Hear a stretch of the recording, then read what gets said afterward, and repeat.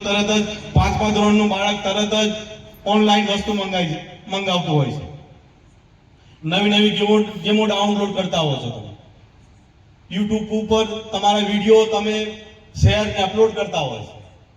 Awareness મિત્રો, cyber ફ્રોડની વાત કરીએ તો એ એક એવો ગુનો છે કે આપણી પાસેથી કોઈ આવીને સીધું આપણી પાસેથી કંઈ પૈસા લઈ લેતા હોય એવું નથી થતું, પણ આપણા ખાતામાં આપણા બેંક એકાઉન્ટની અંદર જે આપણી રકમ પડી હોય છે એ રકમ એ લોકો ડાયરેક્ટ ટ્રાન્સફર કરાવી લેતા હોય છે. આ પ્રકારના ફ્રોડ છે એ સાયબર ફ્રોડની પરિભાષામાં આવે છે. આપણને દાખલા તરીકે કોઈ કોલ્સ આવે, કોઈ જાણીતાનો આવે કોઈ અજાણ્યાનો પણ આવે અને એવું કહે કે ભાઈ તમારામાં એક ઓટીપી આવશે.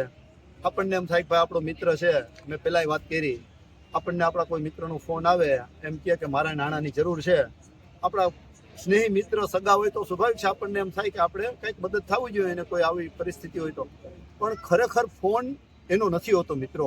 એના નંબરનો આવા માનસિકતા ધરાવતા લોકો ઉપયોગ કરે છે, એની અવાજમાં વાત કરે છે અને આવી રીતના સાયબર ફ્રોડ કરે છે.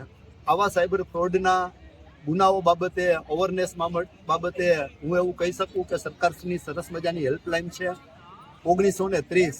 તમારી સાથે ક્યારેય પણ આવું કોઈ ફ્રોડ થાય તો તમે આ હેલ્પલાઇનનો ઉપયોગ કરી શકો છો અને નામદાર કોર્ટમાં આવી શકો છો. તમારા પૈસા કોઈ પણ રીતના આવી રીતના